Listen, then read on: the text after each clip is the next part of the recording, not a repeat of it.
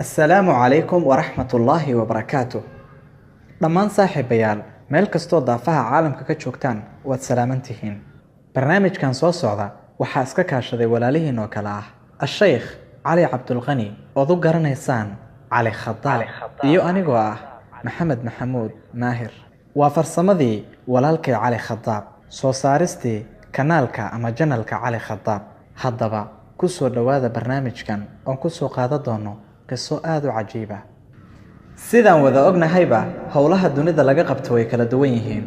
qof baa ah beeraley oo abuurka ka shaqeeya, qof baa ah mid suuqa jooga oo ganacsi ka shaqeeya, mid baa ah darawal, mid baa ah dawaarle, mid baa ah waxa yacni howlo kala duwan. qisadeenna maantana waxay ku saabsan tahay tiro rag ah oo saaxiibo ah ahna ugaarsadayaal. mararka kamida ayaa la iskugu yimid guri uu lahaa mid kamida iyaga.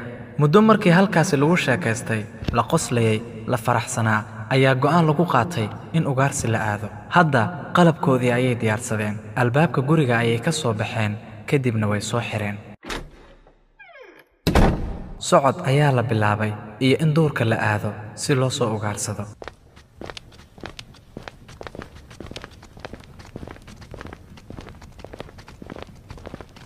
wixii la soo socdaba duurkii ayaa la soo gaaray. muddo markii la soo ugaarsaday ayaa meel iskugu yimid. markii xoogaa la nastay ayaa mid iyagii ka mid a duurka aaday, wuxuuna tegey meel aan iyaga sidaa uga fogeyn. xilli salaad ayay ahayde salaaddii ayuu galay. isagoo salaaddii ku jira ayaa waxa uu maqlay asxaabtiisii oo buuqaysa. weliba aad uguma uusan fogeyne wuxuu maqlay wax u eg inay ordayaan ama ay kala carareen oo kale. dabcan salaaddii kama uusan bixin oo waa uu sii watay.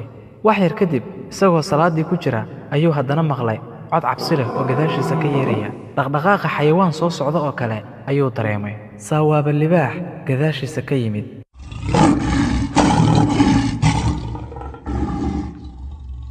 libaaxii ayaa bilaabay inuu ninka u soo dhowaado, geesihiisa warwareego oo welibana uu ororiyo.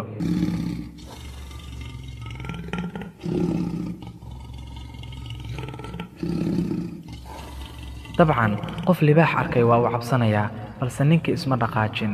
niyaddana wuxuu iska yidhi ilaahay subxaanahu wa tacaala inuu ku badbaadiyo ayaa laga yaabaa, ee salaadaada ku sii jir. salaaddiisa ayuu sii watay, ducada ayuuna afka ku hayay. markii uu salaadda ka baxay ayuu gadaal eegay. saa libaaxii maba joogo. wuu yaabay, geesaha buu eegay, wax libaaxaba ma joogaan. libaaxii mar hore ayuu iska tegey. nimankii asxaabtiisa ahaa ayaa soo raadiyey.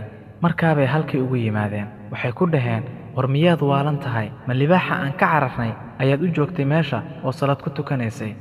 markaabuu yidhi, anigu waxaan ka cabsanayaa allah subxaanahu wa tacaala oo ah allihii i khalqay ee i uumay, kamana cabsanayo alle subxaanahu wa tacaala wax ka soo haray. intaa kadibna waxa ay u hayaameen ama ay u kaceen guryihii ay ka imaadeen kana soo ugaarsi tageen.